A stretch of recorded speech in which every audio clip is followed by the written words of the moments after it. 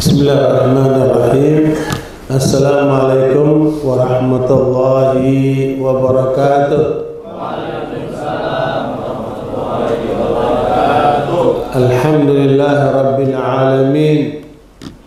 Wassalatu wassalamu ala ashrafil anbiya'i wal mursalin Nabina Muhammadin wa ala alihi wa sahbihi ajma'in. Ya ayyuhalladzina amanu taqullaha haqqa tuqatih wa la tamutunna illa wa antum muslimun. Subhanaka la ilma lana illa ma 'allamtana innaka antal alimul hakim. Allahumma la sahla illa ma ja'altahu sahla wa anta taj'alul hazna idza syi'ta sahla, amma ba'd. Bapak Ibu hadirin hadirat yang mudah-mudahan senantiasa dirahmati oleh Allah Subhanahu wa taala. Pagi hari ini insyaallah kita akan membahas tema menjadi muslim yang produktif.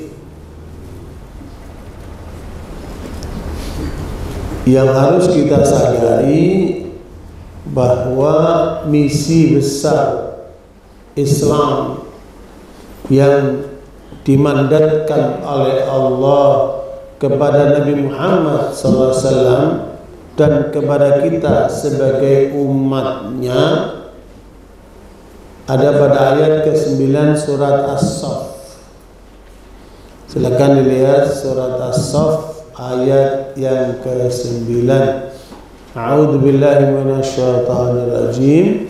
Walladzi arsala rasulahu bil huda wa dinil haqq liyudhhirahu 'alad dini kullih walau karihal musyrikun.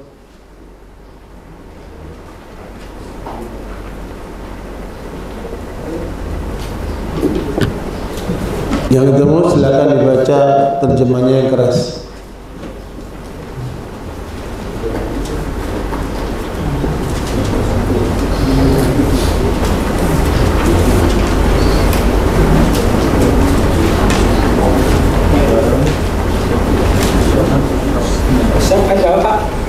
As-Saff ayat 9. Bismillahirrahmanirrahim. Dialah yang mengutus Rasulnya dengan membawa petunjuk dan agama yang benar untuk memenangkannya di atas segala agama meskipun orang-orang musyrik membencinya. Ya, Allah SWT mengutus Rasulullah Muhammad SAW bukan hanya sebatas membangun rumah tangga, melahirkan anak, mendidik istri. Ya, jauh lebih daripada itu adalah untuk memenangkan Islam.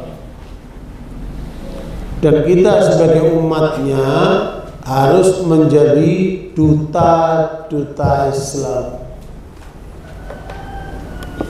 Umat yang lainnya, manusia pada umumnya, mereka tidak tahu apa itu Islam, tapi mereka melihat dari tingkah laku orang Islam.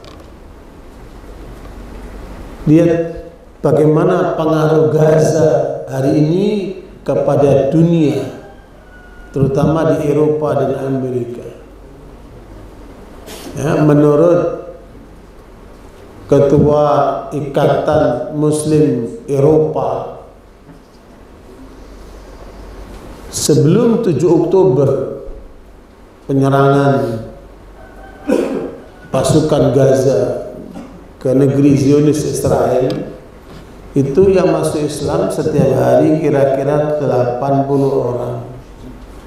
Setelah peristiwa Gaza yang sampai sekarang terjadi, bahkan bagaimana jahatnya Zionis Israel itu melakukan genocide ya kepada masyarakat Gaza, itu setiap hari menjadi 5 kali lipat kira-kira 400 orang. Dahsyat. Kenapa? Karena tampil anak-anak, ibu-ibu, orang tua tegar. Meskipun rumahnya dihancurkan, meskipun keluarganya dibunuh, ya, bom diledakkan di mana-mana, tapi mereka tegar. Apa kata mereka? Kami masih punya Allah. Ya, makanya setiap muslim itu senantiasa terhubung sama Allah. Harapannya terutama kepada Allah. Ketegaran mereka itu menjadikan orang-orang non-muslim itu terhenyak. Ya, apa yang melatar belakangi warga Gaza setegar itu? Sementara banyak orang baru nggak punya kerjaan, udah apa? Teler, ya, baru kena penyakit dikit, ngeluh terus, ya, ada masalah dikit, terus stres, depresi, putus asa. Ini gambaran bahwa orang yang tauhidnya bagus, orang yang terhubung dengan Allah, pasti mentalnya bagus, siap dalam semua keadaan. Ya. Orang tidak tahu apa itu Islam, tapi mereka tahu dari apa perilaku orang-orang Islam. Semakin bagus perilaku orang Islam, semakin akan menarik orang di luar Islam. Tetapi ketika yang tampil dari orang Islam ini tidak menggambarkan Islamnya, ya, maka penilaian mereka menjadi menurun. Kok orang Islam jorok, kok orang Islam tukang bohong, kok orang Islam janjinya nggak ditepati, kok orang Islam miskin-miskin. Padahal Islam mengajarkan kita untuk berzakat. Berarti apa itu? Hah? Berarti apa itu? Setiap orang harus jadi orang kaya. Karena kalau nggak kaya, nggak mungkin dia berzakat, ya kan? Subhanallah. Allah mengajarkan umat Islam terutama dalam dua hal. Pada ayat ke-15 surat Al-Hujurat, Allah mengatakan, ya, innamal mu'minuna alladzina amanu billahi wa rasulih thumma lam yartabu wa jahadu bi amwalihim wa anfusihim fi sabilillah ulaika humus shadiqun. Coba dibaca Al-Hujurat ayat 15. Inilah output capaian yang harus dicapai oleh setiap muslim, ya, seorang yang berkualitas, baik imannya sampai kepada perilakunya. Itu standarnya. Kalau mau lihat pendidikan, apakah pesantren, apakah perguruan tinggi, apakah pendidikan di rumah, ini ukurannya. Outputnya adalah manusia beriman yang memiliki dua perilaku. Apa itu? Coba dibaca. Bismillahirrahmanirrahim. Innamal mu'minuna alladzina amanu billahi wa rasulihi summa lam yartabu wa jahadu bi amwalihim wa anfusihim fi sabilillah ulaika humus shadiqun.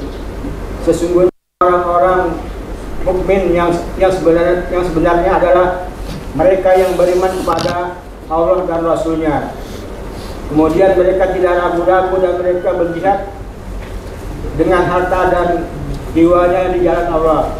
Mereka itulah orang-orang yang benar. Pertama, kuatkan imanmu sampai kamu teguh dalam hidup ini.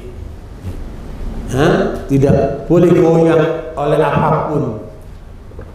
Ya, sampai keyakinan itu menancap, tidak boleh ada keraguan. Itu orang tidak bisa tahu antara dia sama Allah. Tapi yang bisa dinilai oleh Allah, oleh manusia apa? Mereka akan berjuang di jalan Allah dengan apa? Dua. Pertama dengan apa? Dengan harta. Kalau dia miskin, fakir, apalagi nggak bisa. Buat dirinya aja susah, apalagi untuk perjuangan. Ya? Kita diajarkan oleh Allah harus menjadi muslim yang dermawan. Ya. Nanti pada ayat lain disebutkan dermawan itu nggak harus jadi orang kaya dulu. Orang miskin pun bisa derma. Meskipun bisa kadarnya beda-beda. Jadi pertama, setiap muslim ini harus jadi penderma. Dan berderma itu bisa dengan uang, bisa dengan tenaga, bisa dengan ilmu, ya? Bisa dengan apa saja. Tapi tidak boleh orang muslim itu pelit. Dia harus apa?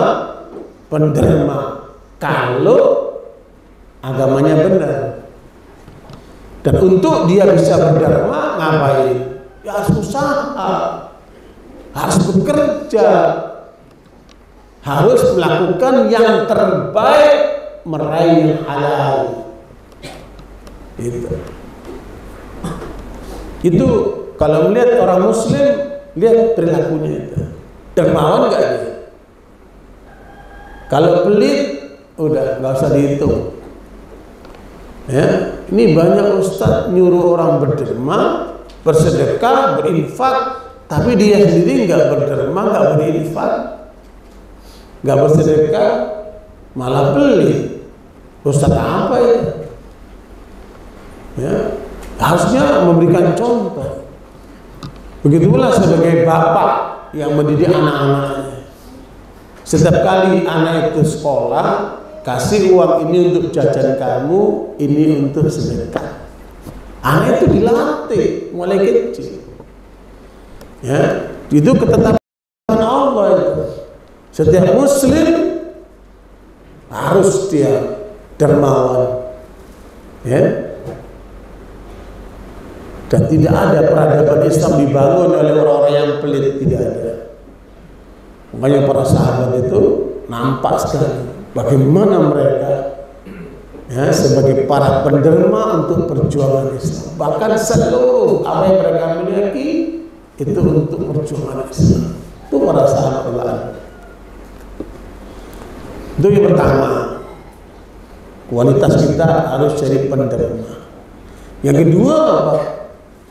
Bi ambali wa anfusi. Menjadi para pemberani yang membela Islam. Nggak boleh orang muslim itu penakut. Ya, wajib itu menjadi penderma dan pemberani. Ibu-ibu jangan mendidik anakmu ngasih makan ada polisi. Nah, ibu ini nakuti anaknya ini, nanti anaknya jadi penakut, jadi pengecut. Jangan didik anakmu jadi pemberani. Tidak boleh menjadikan anak kita itu jadi penakut. Makanya itu adalah kualitas orang muslim. Kata Allah, ulaika humus shadiqun. Baru benar tuh Islamnya. Ya, yang nampak pada orang itu adalah dia apa? Penderma dan apa? Pemberani. Makanya sifat ahli surga itu oleh Allah ditandai dengan apa? Dia penderma. Sebab kalau orang pemberani pasti penderma, tidak sebaliknya. Belum tentu penderma itu apa? Pemberani. Kalau orang sudah siap mengorbankan nyawanya, apalagi mengorbankan apa? Hartanya. Makanya Imam Az-Zahabi mengomentari ayat ini, kader-kader muslim harus memiliki dua karakter ini. Karakter apa tadi? Penderma, dermawan, dan apa? Pemberani. Dua ini yang akan kemudian dia punya kesadaran untuk membela Islam. Bukan cuma hanya ngomong, ya, bukan hanya cuma tampilan, tapi apa? Pembuktian. Ulaika humus shadiqun. Itu baru benar itu orang muslim. Udah ngaji bertahun-tahun tapi pelit. Kira-kira salah nggak? Pasti salah. Udah ngaji bertahun-tahun tapi penakut. Benar nggak ya? Pasti salah. Apakah salah di ustadznya? Apakah salah di ajarannya? Atau salah dalam penangkapan orang itu terhadap kajiannya itu? Karena outputnya seperti ini. Ya. Anak-anak kita sekolah di pesantren, di perguruan tinggi, itu hasilnya apa? Kalau tidak ada dua ini, berarti anak kita ada yang belum beres. Itu ukurannya. Makanya kembali kepada ayat ke-9 surat As-Saff. Allah mengutus Nabi Muhammad SAW dengan membawa petunjuk. Berarti apa ini? Guidance. Ya, kalau pabrik apa? Motor, mobil, dia berikan apa? Buku petunjuk kan? Bagaimana menggunakannya. Nah, Allah yang menciptakan kita ini, diberikanlah kita guidance. Kamu begini, kamu begini, kamu begini. Kamu sholat 5 waktu supaya mentalmu bagus, supaya badanmu sehat. Ya, kalau saja bapak-bapak 5 waktu ke masjid, itu pasti mentalnya bagus, badannya bagus. Ini baru muda udah sakit-sakitan. Ada yang salah nggak? Ada yang salah. Makanya gerakan sholat itu sudah mencukupi untuk kesehatan seorang muslim. Apalagi rohaninya ya. Karena posisi jasmani cuma 20%. Rohani berapa? 80%. Ini banyak orang yang diperhatikan jasmani. Yang penting makan, yang penting kenyang. Kamu berarti cuma memenuhi 20% dari kebutuhanmu. 80% ada di mana? Di rohanimu. Makanya kebanyakan manusia sakit apa? Sakit rohani. Sakit rohani. Buktinya apa? Sholat subuh nggak ke masjid. Orang muslim lelaki yang umur 7 tahun ke atas itu sudah sholat subuh di masjid. Kalau udah balik wajib dia. Ya, anak kita yang laki suruh ke masjid. Apalagi bapak-bapak kasih contoh. Makanya antum lihat kan, sholat subuh di masjid dikit, tapi kalau sholat Jumat penuh. Kenapa itu? Ada yang salah.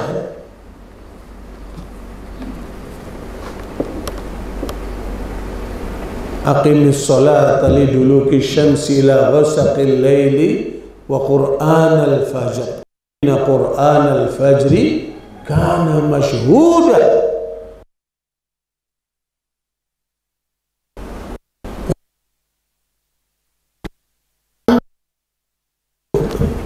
Jangan sampai kita nggak ke masjid subuhnya, bapak-bapak. Tenggelam dengan tidurnya, tenggelam dengan istri barunya, sampai kelewatan salat subuh. Kira-kira benar atau salah orang? Pasti salah.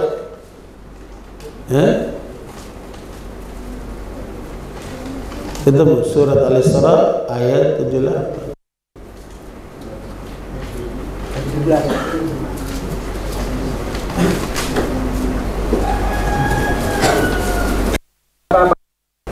Kaum setelah Nuh yang telah kami Al-Isra 17.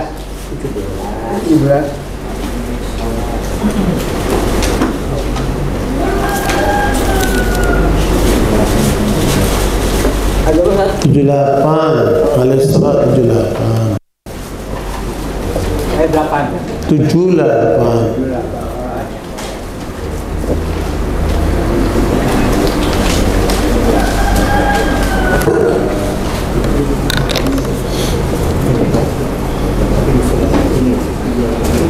Sholat sejak matahari tergelincir sampai gelapnya malam, dan laksanakanlah pula sholat subuh. Sungguhnya sholat subuh itu disaksikan oleh malaikat. Tuh, tekanannya di mana? Subuh. Jadi kan sholat zuhur dan asar, kemudian maghrib dan isya, dan sholat subuh. Karena sholat subuh itu disaksikan oleh malaikat.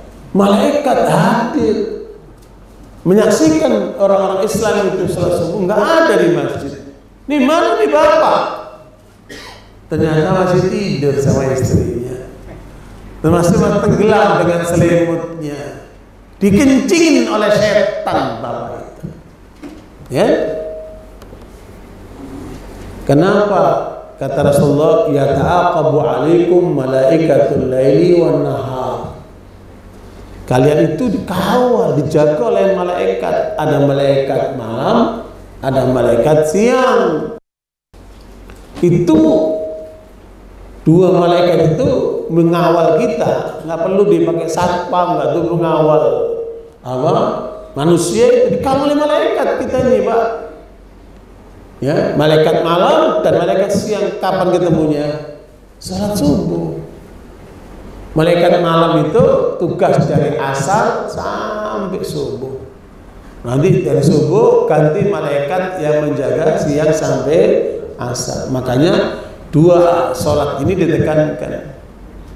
Hafidhu ala salawati was salatil wusta wa qumu lillahi qanitin. Jaga sholatmu yang dia perintahkan padamu, terutama sholat yang tengah-tengah, itu sholat asar. Jadi dua sholat ini ditekankan oleh Allah, sholat subuh dan sholat asar. Karena ini pertemuan dua malaikat. Ya. Ini subuhnya nggak ada, asar masih kerja atau rapat, atau apa lagi. Hentikan rapat, hentikan kerja, sholat dulu, nanti lanjutkan pekerjaan. Tuh, subuh itu sudah bergerak, Pak. Makanya Rasul mengatakan innallaha yubariku ummati fi bukuriha. Allah itu memberkahi umatku di waktu pagi. Nah ini subuh belum bangun, terus mau jadi orang sukses, mau jadi calon ahli surga, dari mana ceritanya? Padahal pada ayat ke-17 surat 17-18 surat Az-Zariyat itu calon ahli surga itu ngapain? Kanu qalilan minal laili ma yahja'un wa bil ashari hum yastaghfirun. Ya, calon-calon ahli surga itu tidak semua waktu malamnya buat tidur. Ini tidur melulu, malam tidur, siang tidur, pengajian tidur, nanti khutbah Jumat tidur. La haula wala quwata illa billah. Hidupnya tidur melulu, malam melulu. Gimana mau produktif? Nah, ini yang harus kita luruskan. Umat Islam harus produktif. Justru mengurangi jam tidurnya, jangan menambahi. Ketemu? Az-Zariyat 17-18. Mereka sedikit sekali tidur pada waktu malam, dan pada akhir malam mereka memohon ampunan kepada Allah. Siapa mereka ini? Ayat sebelumnya lihat, itu tentang ahli surga. Calon-calon ahli surga itu malamnya tidurnya sedikit. Makanya Nabi mengajarkan kamu habis sisa tidur. Nanti malam bangunlah tahajud, baca Quran, berdoa. Sebelum subuh sudah berada di atas sajadahnya, beristighfar, minta ampun sama Allah. Tuh calon-calon itu begitu. Ini malam tidur, subuh kelewat, udah gitu pengajian tidur, Jumatan tidur lagi. Astagfirullahaladzim. Gimana jadi umat yang produktif kayak begini nih? Ya. Ikhwani wa akhwati. Makanya Allah mengajarkan kita itu secara rohani dan jasmani itu harus kuat. Ya. Itu terutama sholat 5 waktu. Di hasil penelitian terakhir menyebutkan orang Islam Indonesia yang sholat 5 waktu dan sholat berjamaah itu cuma 2%. Dikit sekali. Pantes di masjid-masjid subuhnya sedikit. Cobalah antum pelopori itu di kampung antum, bagaimana supaya masjid-masjid itu sholat subuhnya seperti sholat Jumat. Oh, cakep. Kata Pak Hamka, kalau kamu ingin melihat orang mukmin, lihatlah ketika sholat subuh. Kalau kamu ingin lihat orang Islam, lihatlah ketika sholat Jumat. Penuh. Ya. Padahal kalau seandainya kita itu menghidupkan sholat subuh seperti sholat Jumat, itu tandanya umat Islam kuat. Makanya dalam buku Misteri Sholat Subuh yang ditulis oleh Sarjani, profesor dari Mesir, dia dokter spesialis tapi banyak ngarang buku. Dia menulis buku tentang misteri sholat subuh. Kemudian dia menukil ungkapan tokoh Yahudi. Ya, kata tokoh Yahudi itu, kami menilai Islam itu kuat atau tidak melalui sholat subuhnya. Kalau sholat subuhnya orang Islam itu seperti sholat Jumat, itu tandanya orang Islam itu kuat. Ya. Antum lihat yang saat subuh, ya, justru orang-orang yang aktif, itu produktif. Di awal dengan salat subuh, ya, makanya Nabi mengatakan, wa may yatawakkal 'ala Allahi haqqa tawakkulihi la razaqahu kama turzaqut tayr taghdu khimasa wa taruhi bitana.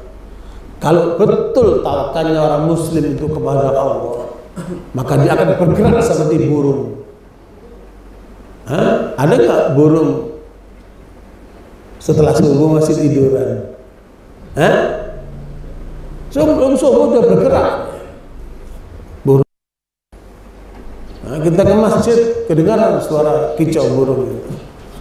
Pulang dari masjid kedengaran suara kicau burung. Cobalah kita berbuat seperti burung itu. Allah akan berkahi hidup kita bila kita tawakalnya seperti burung itu. Pagi bergerak lapar, sore pulang sudah kenyang. Antum lihat burung, tidak ada burung yang pulang setelah maghrib kecuali burung. Antum lihat itu burung-burung, ya kan? Walet paling jauh tuh jaraknya itu. Ratus kilo dia bergerak mencari makan. Maghrib sudah ada di rumahnya dia. Ya. Ini pagi kerja, malam kerja, tetap miskin. Kan ada yang salah. Padahal dengan malam dia bekerja, dia korbankan untuk anak istrinya. Makanya kita itu bergerak seperti pergerakan matahari. Ya, jangan berlebihan. Ada orang bergerak, dia itu melebihi porsinya. Akhirnya tumbang dia. Rata-rata di dunia ini bekerja 8 sampai 10 jam, paling banyak 12 jam. Rata-rata. Dengan overtime ya. Kalau dia bekerja 16 jam, 18 jam, sebentar juga tumbang dia. Karena melebihi porsi. Ya. Itu sudah efektif. 8 sampai 12 jam sudah efektif. Ya. Kita lihat banyak orang kita ngerjain rumah, ngerjain pekerjaan-pekerjaan, ya. Banyak istirahatnya, kurang produktif. Padahal kita disuruh produktif. Idza amil muslimu amalan falyutqinhu. Kata Nabi, kalau seorang muslim itu mengerjakan satu pekerjaan, itu harus perfeksionis, melakukan yang terbaik, bukan sekedar ngerjain, bukan ogah-ogahan, tapi yang terbaik. Itu arahan dari Al-Quran dan Sunnah supaya kita berbuat yang terbaik. Alladzi khalaqal mauta wal hayata liyabluwakum ayyukum ahsanu amala wa huwal azizul ghafur. Allah yang menciptakan hidup dan mati ini, ya, dan menguji kalian di dunia ini untuk menetapkan, mengetahui siapa yang paling bagus amalnya. Kita dikasih oleh Allah tampilan yang paling bagus. Laqad khalaqnal insana fi. Kita diberikan oleh Allah makhluk yang paling bagus, gagah, tegak. Antum lihat itu, kambing, sapi, kuda, mereka jalan kaki sama tangan. Beda dengan kita, tegak kita. Kalau nggak yakin dengan diri Anda, pergi aja itu ke pasar Minggu sana. Mana itu? Hah? Ragunan. Lihat tuh, bandingin mana lebih tampilan kita dengan mereka. Ya? Kita diciptakan oleh Allah luar biasa. Fi ahsani taqwim, dengan sebaik-baik bentuk. Allah berikan kepada kita agama yang terbaik. Itulah Islam. Wa man ahsanu dinan mimman aslama wajhu lillahi wa huwa muhsin wa tabi'a millata Ibrahim hanifan. Siapa yang bagus agamanya daripada orang yang muslim berserah diri kepada Allah, terus dia berbuat kebaikan-kebaikan mengikuti Nabi Ibrahim. Kita ini dibikin luar biasa, tampilannya paling bagus, dikasih agama paling bagus, ngomongnya seperti yang bagus. Wa man ahsanu qawlan mimman da'a ila Allah wa 'amila shalihan wa qala innani minal muslimin. Ya, surat Al-Fussilat 33. Siapa yang lebih bagus omongannya daripada orang-orang yang berdakwah di jalan Allah, kemudian dia beramal soleh, mengatakan kami orang-orang Islam. Kita diarahkan untuk yang terbaik. Kok hasilnya umatnya begini? Kemiskinan di tengah umat Islam, kebodohan di tengah umat Islam, ketertinggalan pada umat Islam. Yang salah siapa ini? Agamanya atau orangnya? Hah? Orangnya. Makanya kata Imam Syafi'i, ad-da'iyatu tabib. Ustadz, dai, ulama, kiai, ajengan, arahkan umat ini, obati manusia-manusia itu. Umat ini kamu obati, kamu itu seperti dokter.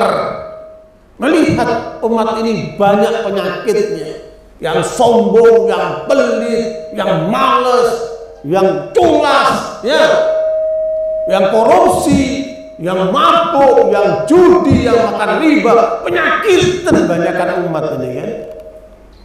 Nah, ulama ustadz itu untuk mengobati orang-orang sakit itu, sakit rohaninya, sakit juga apa? Jasmaninya, obati mereka itu. Itu tugas dai, tugas ulama, tugas ustadz. Untuk mengobati umat, bukan hibur. Ceramah-ceramahnya Masya Allah lucu Ustaz. Nah, hibur dong. Ya, Islam itu apa? Solusi. Bukan untuk sekedar menghibur. Apa? Solusi. Yang miskin, solusi yang Islam, kamu harus bekerja keras, kamu harus kaya, kamu harus berinfak, kamu harus berzakat. Solusi enggak? Kamu bodoh, ayo kamu belajar. Iqra bismi rabbikal ladzi khalaq. Kamu baca baca ini ayat suci, baca itu fenomena alam, tapi mengatakan Allah. Jangan kayak orang barat, mereka membaca tapi tidak melibatkan Allah, makanya sekuler. Orang timur, Cina dan sebagainya itu, Jepang, mereka belajar, mereka baca tapi tidak melibatkan Allah. Jadilah itu komunis, PKI apa namanya itu kan. Kita membaca atas nama Allah supaya benar. Ya. Jangan kamu bodoh, kamu harus pintar, melebihi mereka semua itu. Tapi kok kenyataannya beda? Kenapa ya? Pasti ada yang salah. Bukan salah Islamnya, salah siapa? Manusianya. Berarti mereka ini sedang sakit. Ayo kita obati. Lah kalau kita tahu kita sakit, jangan sakitnya itu, penyakit itu dipertahankan. Obati, usir penyakit itu. Benar nggak? Nah, makanya orang Muslim itu produktif. Tapi bukan sekedar kamu cari makan, cari duit, cari harta, terus kamu bangga-bangga dengan apa yang kamu peroleh. Bukan. Kamu harus memenang. Itu tugas besar kamu itu. Sebagai seorang Muslim, mengikuti pola Nabi Muhammad SAW. Kamu pahami Islam, kamu praktekkan Islam, kamu suarakan Islam, kamu menangkan Islam. Wah, baru benar itu. Baru benar itu. Ya. Wala tamutunna sampai kamu mati. Jangan kamu mati kecuali di atas Islam. Keren nggak ya? Luar biasa. Luar biasa. Ketika saya bekerja di perusahaan asing, semuanya orang bule. Perusahaan itu ada di Australia. Saya masuk di perusahaan itu. Saya sebagai Muslim satu-satunya, yang lain kafir semua. Semua kulit putih, saya pertama kali kulit coklat masuk di perusahaan itu. Saya mau adu. Sebagai seorang Muslim akan saya hadapi orang-orang kafir itu. Dalam perusahaan itu seperti apa? Karena kita punya misi, Pak. Bukan cuma cari makan, ya? Kita harus contoh sama mereka. Ketika kita bekerja harus tepat waktu. Jangan suka terlambat. Penilaiannya orang apa? Ini orang molor melulu, jam karet. Kita kan banyak, ya, waktu kerja terlambat, janji meleset. Mana bisa maju orang seperti itu? Kita masuk tepat waktu, kemudian kita bekerja maksimal. Maka kami kalau kerja itu sambil kerja, saya berzikir kepada Allah. Allahumma antas salam wa minkas salam tabarakta ya dzal jalali wal ikram. Menentamkan hati. Hasbunallah wa ni'mal wakil, ni'mal maula wa ni'mal nasir. Sambil kerja saya berzikir. Orang kafir itu seorang namanya Syami, seorang bule, ganteng, gagah, tinggi. Dia deketin saya. Ya, mau dengar, karena dia nggak paham, dia deketin saya. What I sing? Kamu lagi nyanyi apa? Saya bilang, I don't sing any song, I just praise my God. Saya nggak nyanyi, saya muji Tuhan. Terus dia masuk ke kamarnya, dia bawa kaset waktu itu The Prince. Lagi rame apa? The Prince. Ini bagus. Patok mulu. Zikir diganti dengan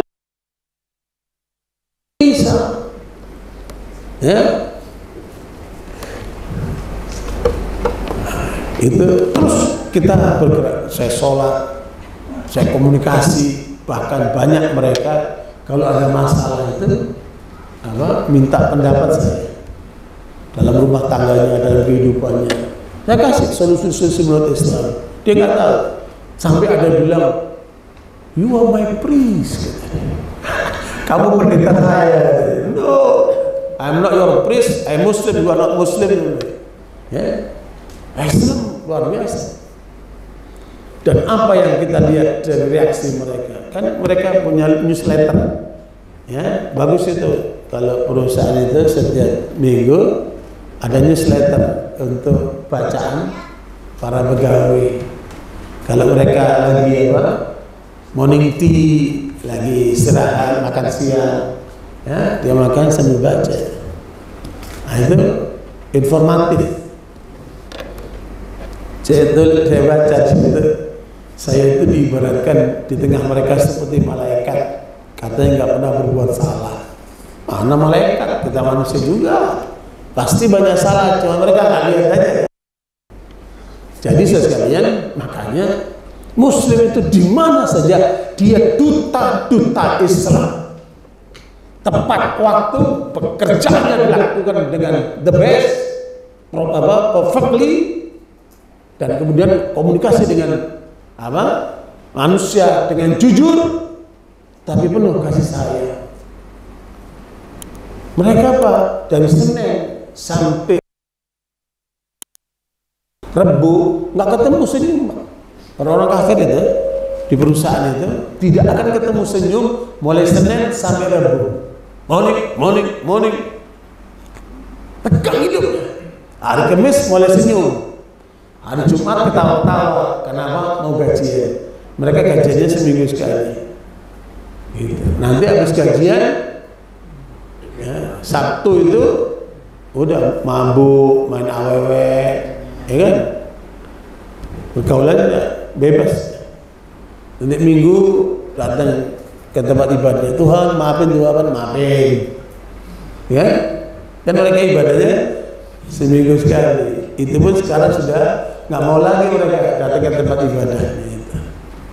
Sampai kami pernah beli gereja, kita membuat jadi masjid di sana, sama dengan komunitas Muslim.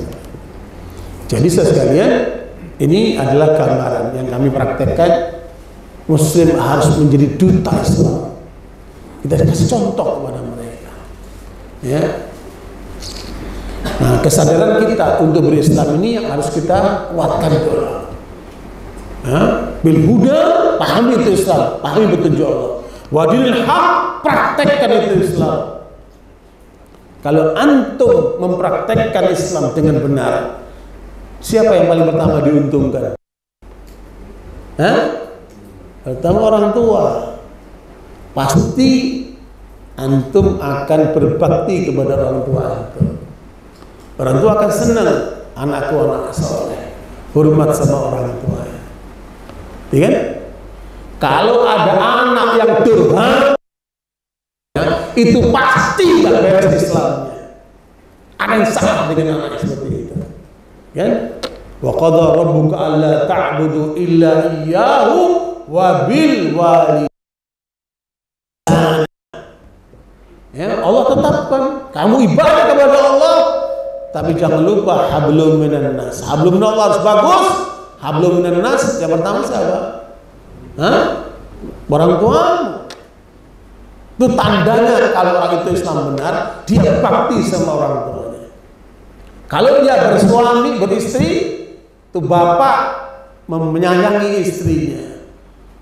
Wa ashiruhunna bil ma'ruf. Pergauli istrimu itu dengan cara benar, penuh kasih sayang, penuh perhatian, ya. Subhanallah. Kalau istri antum masih mengeluh sama suaminya, berarti suami itu gak beres. Koreksi. Bahkan beberapa waktu yang lalu saya naik Grab, ngobrol-ngobrol. Tukang Grab itu cerita dia doain istrinya cepat mati. Kaget saya. Kok kamu doain istrimu cepat mati? Iya, terus ngomong terus, daripada dosanya bikin banyak, mendingan mati dia. Coba itu. Ada gitu. Habis kamu lihat dirimu dulu. Istrimu gitu karena perilakumu juga nggak benar. Cobalah koreksi diri. Jangan nyalin orang terus. Istrinya yang salah selain. Padahal pertama peranan siapa? Sang suami. Ya, kalau kita Islamnya benar, kita akan bakti kepada orang tua. Kita akan hormati istri kita. Apalagi dia telah melahirkan anak-anak dari kita, mendidik anak kita, ngurus anak kita, capek itu istri. Sayangi mereka, perhatikan mereka. Dan istri itu bukan cuma cukup dikasih duit, Pak. Dia butuh kasih sayang, dia butuh perhatian, ya, dia butuh kepuasan, dia butuh banyak hal, kan? Dan suami harus sabar ngadepin istri. Pagi beda, siang beda, sore beda, malam beda, ya kan? Tabiatnya berubah terus, kan? Panas beda, dingin beda, punya uang beda, nggak punya uang beda, ya kan? Main beda, berhenti main beda. Itu keadaan perempuan. Sabar, sabar. Ya, jangan kayak bapak tadi itu, malah doain cepat mati itu istrinya. Nah, benar tuh bapak. Bahkan ada juga ibu-ibu yang kesel sama suaminya. Ada yang nanya gini, Pak Ustadz, kalau bapak-bapak di surga dapat bidadari, ibu-ibu dapat apa, Pak Ustadz? Saya bilang, lah ibu nggak mungkin ketemu sama suami. Enggak, Pak Ustadz, cukup di dunia saja. Begini istri apa kecewa sama suami. Nah, jangan sampai istri antum kecewa sama antum. Nah, kalau istri antum bangga sama antum, apalagi sampai istri bilang, udah bang, kawin lagi bang. Oh, itu berarti istri hebat. Ya, kayak Ustadz Budi Azhari kan, istrinya anaknya nganterin suaminya nikah lagi, keren banget, ya. Subhanallah. Makanya jangan lupa itu, misi kita besar apa? Memenangkan Islam. Bukan cuma cari makan, bukan cuma bikin anak, tapi bagaimana apa yang kita miliki kita persembahkan untuk memenangkan Islam. In tansurullaha yansurkum wa yutsabbit aqdamakum. Surat Muhammad ayat ke-7, Pak. Coba lihat surat Muhammad ayat yang ke-7. Surat Muhammad ayat yang ke-7. In tansurullaha yansurkum wa yutsabbit aqdamakum. Allah nggak butuh sama kita. Ya, kalau kamu berjuang untuk dirimu sendiri, ya, maka kamu perjuangkan itu Islam, kamu akan diberikan pertolongan oleh Allah SWT. Ketemu? 7 surat Muhammad ayat 7. Surat Muhammad itu juga disebut dengan surat Al-Qital. Al-Qital itu orang yang beriman, jika kamu menolong agama Allah, niscaya Dia akan menolongmu dan meneguhkan kedudukan.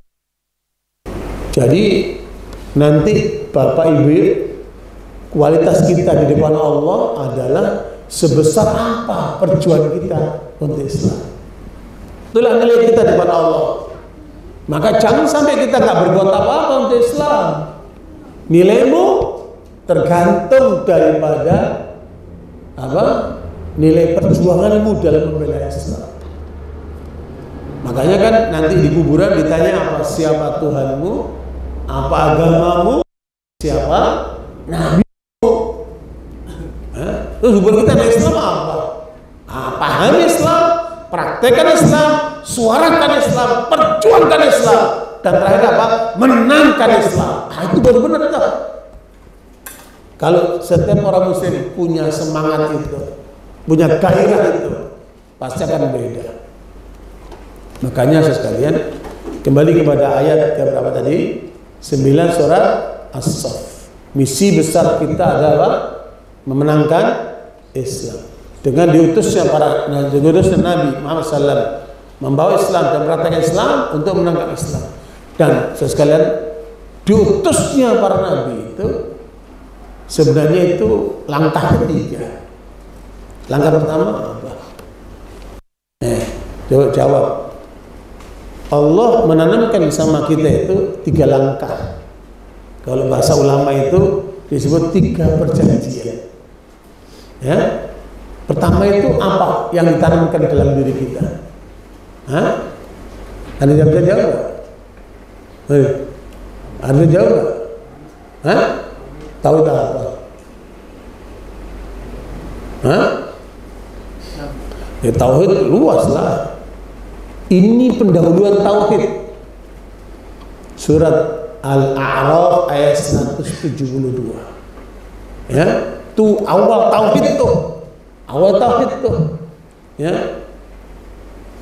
Wa idh akhadha rabbuka min bani adama min dhuhurihim dzurriyyatahum wa ashhadahum ala anfusihim alastu bi rabbikum qalu bala syahidna an taqulu yaumal qiyamati inna kunna an hadza ghafilin. Al-A'raf 172. Jadi sebelum diutus para rasul, Allah siapkan mental kita, roh kita supaya benar dulu. Tuh ayat ini awal tauhid, perjanjian pertama antara manusia dengan Allah. Roh kita dibikin bagus sama Allah. Ya, Al-A'raf 172. Coba dibaca. Dan ingatlah ketika Tuhanmu mengeluarkan dari sulbi tulang belakang anak cucu Adam keturunan mereka, dan Allah mengambil kesaksian terhadap roh mereka seraya berfirman, bukanlah aku ini Tuhanmu? Mereka menjawab, betul, engkau Tuhan kami. Kami bersaksi, kami lakukan yang demikian itu agar di hari kiamat kami tidak mengatakan sesungguhnya ketika itu kami lengah terhadap ini. Itu apa itu? Perjanjian apa itu? Perjanjian alam roh. Kita sebelum di dunia, roh kita dikumpulkan sama Allah. Diperingatkan itu. Maknanya apa? Roh kita tidak pernah akan sehat kalau tidak terhubung sama Allah. Makanya lihat orang-orang kafir itu, hidupnya gentayangan, terputus sama Allah. Namanya kafir itu kafir, ya, dia terputus sama Allah. Makanya kita dakwah mereka, kamu terputus sama Allah, kamu akan menderita, jiwamu pasti merana. Orang bilang namanya empty soul, ya, jiwanya kosong. Makanya negeri-negeri maju paling banyak bunuh diri. Laporan PBB ada 5 negara maju yang paling tinggi bunuh dirinya. Yang pertama Swedia di Eropa sana. Ya, rakyatnya makmur, rata-rata punya rumah, punya mobil, punya pekerjaan. Itu. Tapi bunuh dirinya paling tinggi. Yang kedua Jepang. Itu pergi ke Jepang, makmur. Semuanya ada. Tapi tingkat bunuh dirinya tinggi. Bahkan laporan mereka setiap tahun tidak kurang dari 50.000 yang bunuh diri. Ketiga mana? Amerika, yang katanya superpower, tinggi bunuh dirinya. Lagi di sana bebas bawa apa? Pistol senjata. Yang keempat mana? Korea Selatan, makmur tapi tinggi bunuh dirinya. Yang kelima mana? Prancis. Ini 5 negara besar, negara maju semua nih. Tapi tingkat bunuh dirinya apa? Tertinggi di dunia. Kenapa? Kenapa? Kosong jiwa. Makanya orang kalau kosong jiwanya merana dia, ya. Terus minum pil bodrek 10 biji, pusing. Minum Baygon, apa? Ya? Kamu punya masalah, wudhu, sholat, minta sama Allah. Kamu Muslim. Jangan sampai lari ke tempat-tempat maksiat. Nah ini banyak orang punya masalah terus pusing, hanya apa?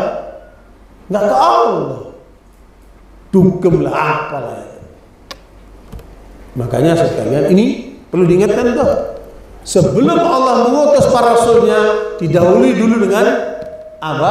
Persiapan mentalnya yang bagus. Pada ayat ke-71, 72 surat Shad, Allah katakan, wa idh qala rabbuka lil malaikati inni khaliqum basharan min tin fa idza sawaituhu wa nafakhtu fihi min ruhi faqa'u lahu sajidin. Apa sih hebatnya manusia dibanding malaikat, dibanding jin? Bedanya Allah sebutkan surat Shad 71 72. Coba dibaca.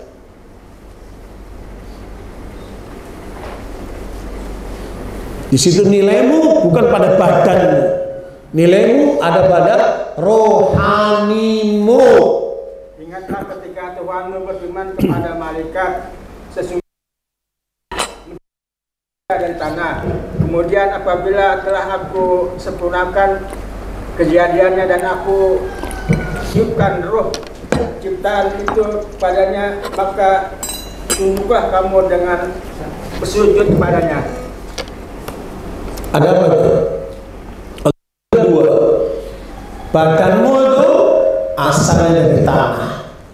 Maka kalau kau mati kembali ke tanah, dan dari tanah kamu akan dibangkitkan. Minha khalaqnakum wa fiha nu'idukum wa minha nukhrijukum taratan ukhra. Kamu berasal dari tanah, akan kembali ke tanah, dan dari tanah itu kamu akan dibangkitkan. Itu asal usul kita. Makanya makanan kita dari mana asalnya? Dari tanah. Tapi yang kedua, Allah ciptakan roh kita itu ditiupkan langsung oleh Allah. Atas dasar itu Allah perintahkan kepada malaikat dan jin hormat sama manusia. Ya, sujudnya sujud hormat, bukan sujud ibadah. Hormat. Kayak orang Jepang itu hormat begitu. Kenapa kita dihormati? Karena rohani kita, bukan karena fisik kita. Jelas? Ini orang banyak yang diperhatikan cuma fisik, tapi rohaninya mana dia? Ketika dia jauh dari Allah Subhanahu wa taala. Maka dalam lembah fadhkuruni adzkurkum washkuruli wala takfurun.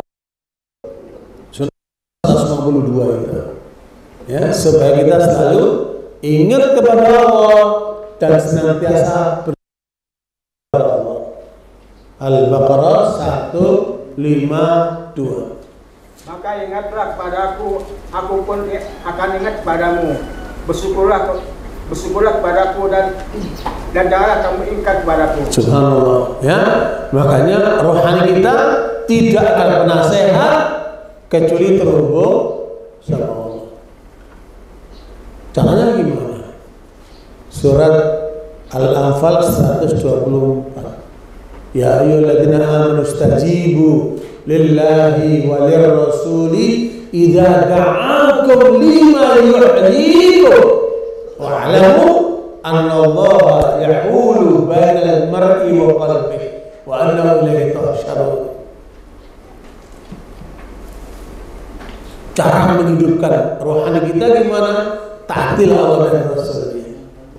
Ya, mentaati Allah dan Rasulnya akan menghidupkan jiwa. Silakan dibaca 24 Al-Anfal.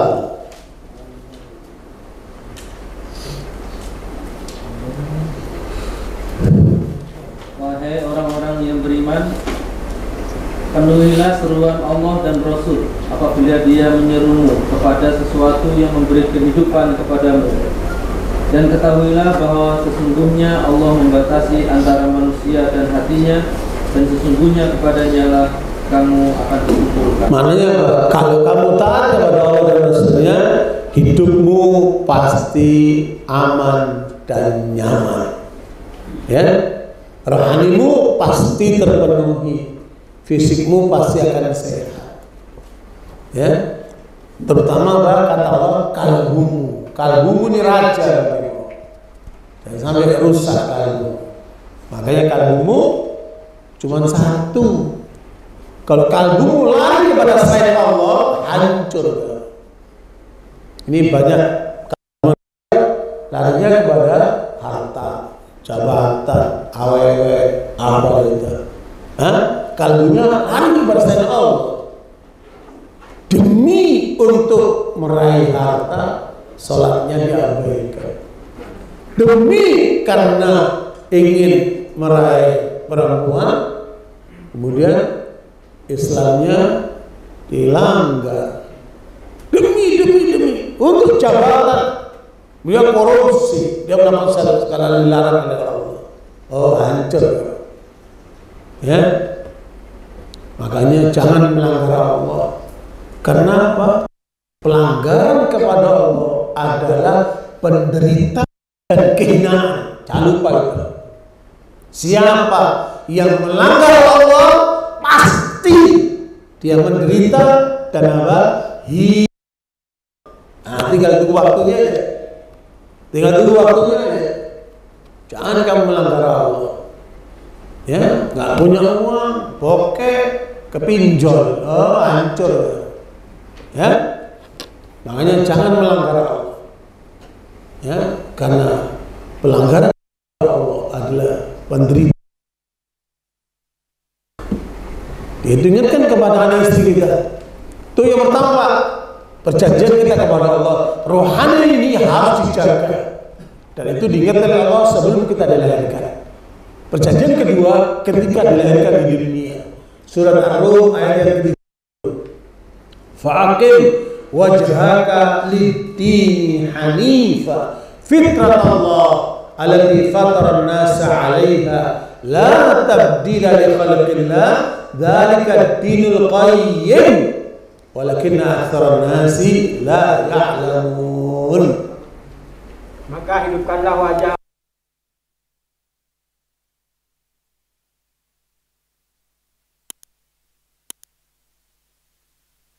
Allah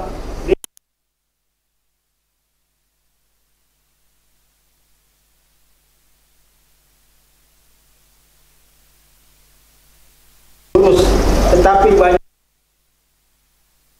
sejak lahir anakmu arahkan kepada Allah. Makanya anak lahir diapain? Diazankan, ingatkan sama Allah, diusir pengaruh setan. Makanya kata Nabi, setiap anak lahir ngapain? Nangis. Kenapa nangis? Kenapa nangis? Kalau anak mulai nggak nangis, mati ya.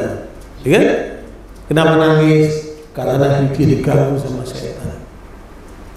Makanya anak lahir diapain? Diajarkan untuk mengusir pengaruh setan dan ingatkan kepada Allah. Dari mulai lahir. Kemudian kamu susui, kamu besarkan anakmu sesuai dengan aturan Allah, dengan agama Allah, supaya jadi anak yang saleh, sesuai dengan fitrah yang kata Nabi dalam Muslim, kullu mauludin yuladu 'alal fitrah fa abawahu yuhawidanihi aw yunasiranihi aw yumajjisanihi. Setiap anak itu lahir sesuai dengan fitrahnya kata Nabi. Tergantung orang tuanya, apakah anaknya dibawa ke Yahudi, Nasrani atau Majusi. Setiap anak lahir, hatta anaknya orang kafir, semua lahir Muslim. Tergantung orang tuanya mau mendidik anaknya seperti apa. Itu tanggung jawab orang tua itu besar dalam membawa anaknya. Ya, kalau anakmu nggak benar, jangan salahkan anakmu. Bisa jadi ada kesalahan pada diri orang tuanya. Ya, kecuali orang tuanya udah ngingetin, menyadarkan, ya, tapi anak itu masih bengal, mungkin salah pergaulan, mungkin terngikuti hawa nafsu, mungkin kebawa oleh arus setan, ya, tapi tetap jangan berhenti untuk menasihati anak. Ya, barakallahu. Ini perjanjian kedua. Apa itu? Perjanjian terah. Jadi yang pertama perjanjian apa?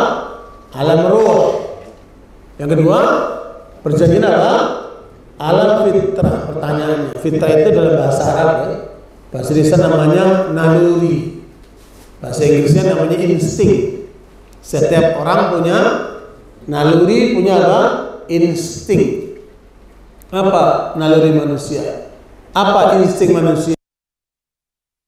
Yang orang Barat disebut dengan the basic needs of human being. Kebutuhan dasar manusia. Apa kebutuhan dasar manusia? 3. Pertama, dia butuh Allah. Agama yang Allah turunkan ini, setiap orang butuh untuk petunjuk hidupnya. Ya, dan inilah yang diabaikan oleh banyak orang. Padahal itu kebutuhan dasar. Yang kedua, dia butuh hidup, dia butuh makan, butuh minum, butuh sandang pangan papan, kan? Dan ini yang sekarang sudah mengalahkan yang pertama.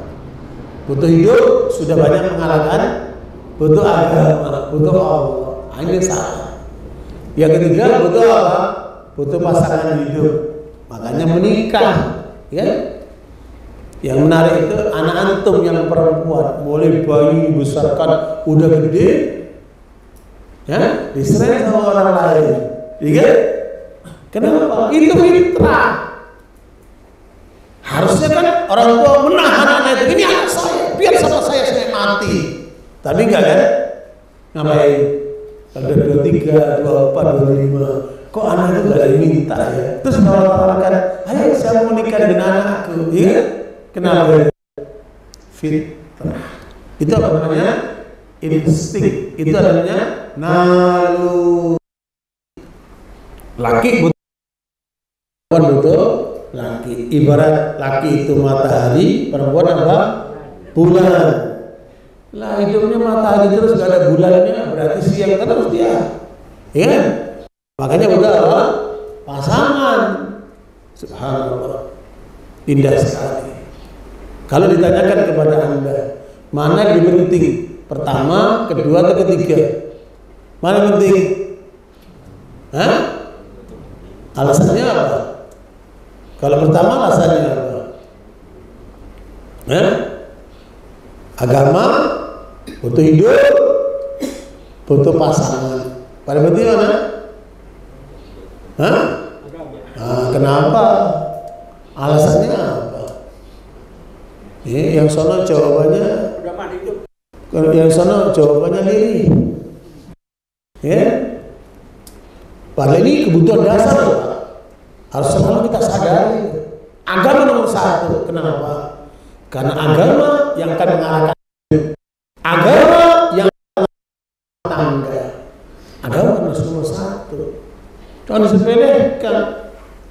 Ini banyak orang justru tidak menganggap agama itu bagian terpenting. Bahkan ada ketua bidang penasihat presiden bidang Pancasila mengatakan apa? Agama adalah penghalang Pancasila. Gimana nih orang? Profesor tapi nggak ngerti kebutuhan dasar manusia itu apa? Nggak paham dia. Aneh. Makanya jangan sembarangan ngomong. Ya. Manusia ini yang penting butuh agama dulu. Maka Allah perintahkan, arahkan wajahmu di atas agama. Karena ini fitrah manusia. Jelas? Oke, lanjut ya. Ini perjanjian kedua. Kalau sudah mulai menyadari dirinya butuh dibangun agama, barulah kemudian diutus oleh Allah para rasul itu. Surat An-Nisa 165. Rusulan mubasyirina wa mundirina bi alla yakuna lin-nasi 'ala Allahi hujjatun ba'da rasul wa kana Allahu 'azizun hakim. Baru diutusnya para rasul untuk apa? Ayat ke 165 surat An-Nisa.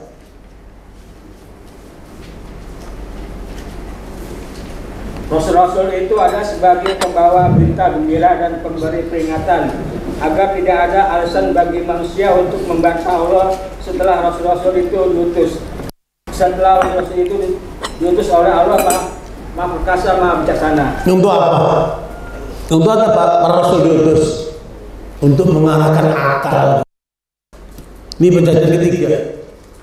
Ya, perjanjian alam ruh, perjanjian alam fitrah, baru perjanjian apa? Alam akal.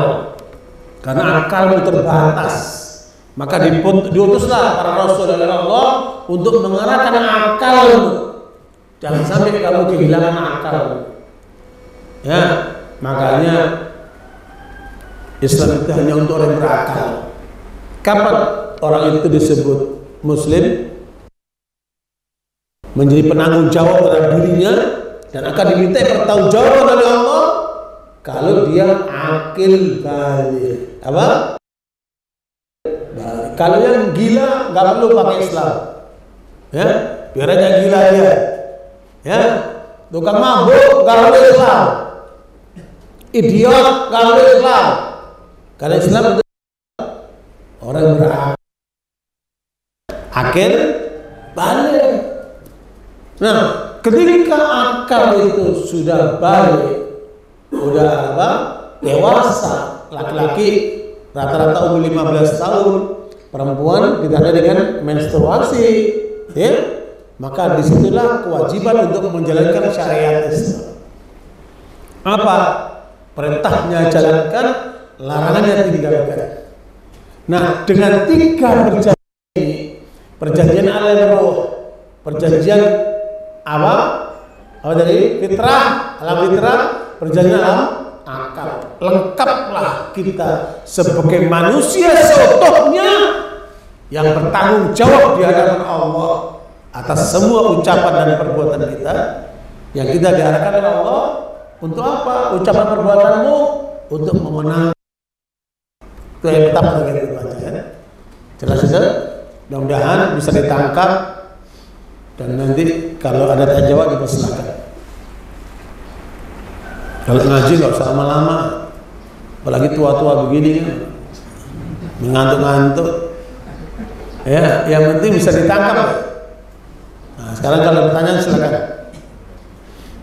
Jadi intinya, jadilah muslim yang apa? Produktif. Rohaninya produktif. Apa? Fitrahnya produktif. Akalnya produktif. Apa hasilnya? Ucapan dan perilaku yang produktif. Subhanallah. Nah, baru bisa kan jadi duta Islam nanti, ya. Oke, ada pertanyaan? Kalau nggak ada saya pulang nih.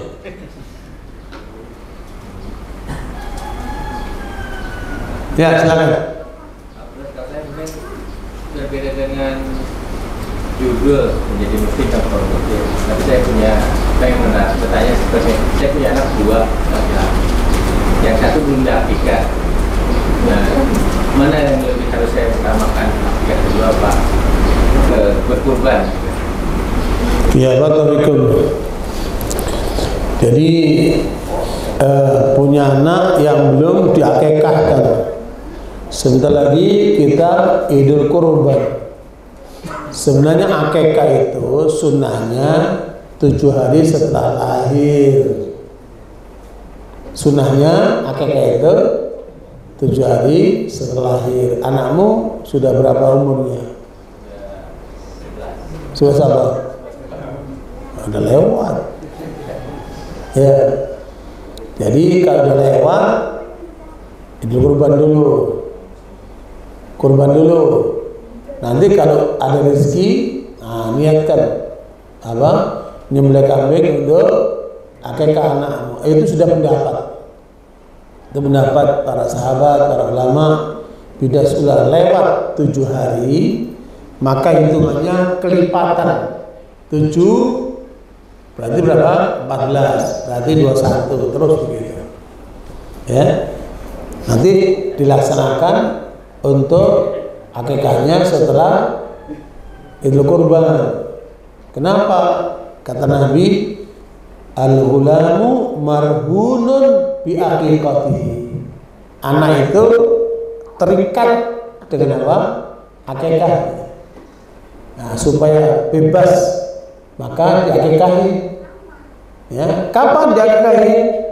Tergantung apa? Keluasan rezeki orang tuanya. Ya, kalaupun lewat nggak mampu, ya udah.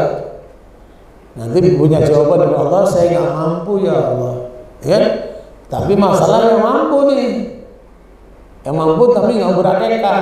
Kenapa? Bisa jadi karena nggak ngerti atau karena pelit. Ya, nah itu masalah. Kalau karena pelit itu masalah. Kalau nggak ngerti, semoga Allah mengampunkannya. Tapi karena pelit, ini masalah. Ya. Barakallahu fikum. Jadi prioritas yang di depan mata dulu, lagi kurban deh. Ya. Habis itu dipikirkan bagaimana bisa menyembelih kambing untuk akikah anaknya. Gitu ya. Barakallahu fikum.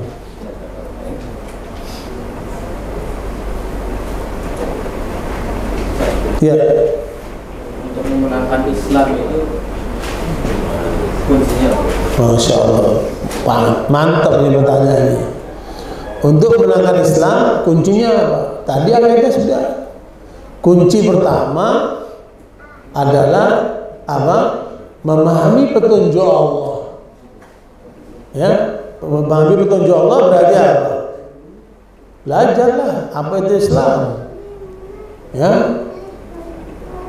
Pahami apa itu Islam. Kata Nabi, Islam itu ada 8. Itu kata kunci. Apa 8 itu? Untuk setiap muslim 5 rukun Islam. Ya Pak, setiap muslim wajib melaksanakan 5 rukun Islam. 2 kalimat syahadat, apa? Sholat, puasa, zakat dan haji. Itu setiap muslim. Nah, di sana ada lagi 3 kewajiban lain bagi para aktivis, bagi orang punya kesadaran untuk membela Islam. Ada 3 lagi tambahannya. Apa itu? Amar ma'ruf, nahi mungkar, dan jihad fisabilillah. Ini untuk siapa ini? Untuk aktivis yang sudah menyadari harus kita menangkan Islam. Ya, berarti rahasianya di mana Pak? Amar ma'ruf, nahi mungkar, dan jihad fisabilillah. Inilah rahasia untuk menangkan Islam. Gitu Pak. Ya. Dipahami Islam, baru kemudian praktekkan itu Islam menjadi muslim dalam 5 hal tadi, tambah apa? 3. Ayo kita menangkan Islam dengan apa? Amar ma'ruf, nahi mungkar, dan jihad fisabilillah. Barakallahu fikum. Ya. Mungkin di luar topik, saya suka mendengarkan kajian-kajian yang itu belakangan menggunakan yang ramai yang viral itu Asy'ara. Nah, kami ini kalau kami yang sedang belajar itu jadi bingung kami itu mana yang harus kita ikuti. Ya, jadi sebenarnya tidak ada perbedaan di antara para ulama bahwa Asy'ara artinya penyair. Nggak ada yang menafsirkan Asy'ara itu penyanyi maunya, nggak ada. Tapi itu pendapat. Ya, silakan aja dia berpendapat. Tapi nggak perlu ribut, apalagi sampai permusuhan. Nah, yang terjadi kan udah sampai ribut, udah sampai permusuhan, saling menjatuhkan, saling apa. Jadi itu yang masalah. Ya. Jadi perbedaan itu ada 2. Perbedaan yang antagonis itu lakum dinukum waliyadi. Itu hak dan batil, nggak mungkin ketemu. Nah, yang kedua perbedaan persepsi. Ya, seperti itu. Dia punya persepsi Asy'ara diartikan apa? Musik atau penyanyi. Itu persepsi. Kalau persepsi apa? Lana a'maluna walakum amalukum. Pada ayat yang ketiga surat Al-Mu'minun, Allah mengatakan tentang ciri orang mukmin. Coba lihat Al-Mu'minun yang ketiga, walladzina hum 'anil lagwi mu'ridun. Ya, itu ciri orang mukmin. Setelah Allah menyebutkan qad aflahal mu'minun alladzina hum fi salatihim khashi'un walladzina hum 'anil lagwi mu'ridun. Itu sifat orang mukmin. 3.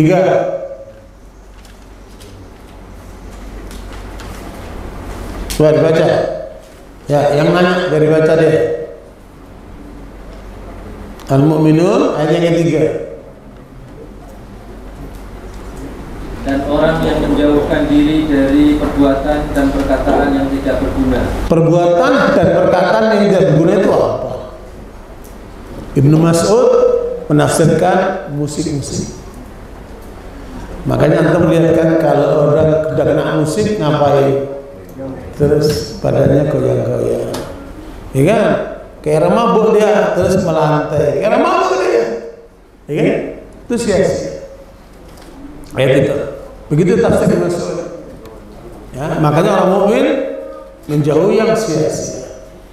Bahkan Ibnu Qayyim dalam kitab Ighatsatul Lahfan mengatakan pengaruh musik terhadap jiwa manusia seperti daging yang kamu taruh di meja. Kamu lihat berikutnya apa yang terjadi dengan daging itu? Keluar ulat. Ya, sepertilah pengaruh musik terhadap jiwa. Dia menggerogoti seperti keluarnya belatung dalam apa? Daging. Coba. Jelas? Ya udah, nggak usah bingung. Ya, ambil yang pasti-pasti aja. Baru itu. Nah, ada pertanyaan lain? Alhamdulillah, udah kenyang kan ya Pak Fahmi? Ya, apalagi dikasih buku lagi. Nah, dibaca tuh bukunya dia. Itu buku karangan saya, hadiah dari Pak Fahmi. Mudah-mudahan jadi bekal juga itu. Ya, karang ceramahnya nanti itu dibaca karangannya lengkap insyaallah. Insyaallah kita ketemu bulan depan. Ya, Sabtu pertama lagi insyaallah kita ngaji lagi. Insyaallah kita akan fokus ngaji akidah, ngaji tauhid. Ya, hari ini pengantar. Jangan lupa tadi apa? 3 perjanjian dengan Allah. Apa pertama? Perjanjian alam ruh. Yang kedua, perjanjian alam fitrah, insting atau naluri. Yang ketiga, perjanjian alam akal. Mudah-mudahan antum tidak lupa itu dan sampaikan kepada pihak lain, ya, kepada keluargamu, kepada tetanggamu, temanmu, ya, supaya mereka paham. Sehingga kalau nanti manusia kembali kepada Allah, tidak ada alasan. Oh saya nggak tahu. Oh saya begini, nggak ada alasan. Karena Allah sudah mengikat kita dengan 3 perjanjian. Padahal perjanjian antara manusia paling banter dua rangkap. Ini dibikin apa? 3 rangkap. Malu nggak benar juga, ya salah dirimu sendiri, ya kan? Barakallahu wassalamu Muhammad. Maaf segala kekurangannya. Jazakumullah khair Pak Fahmi, semoga bermanfaat. Kita tutup dengan doa kafaratul majlis. Subhanakallahumma wa bihamdika asyhadu an la ilaha anta astaghfiruka wa atubu ilaik. Walhamdulillah. Wassalamualaikum warahmatullahi wabarakatuh.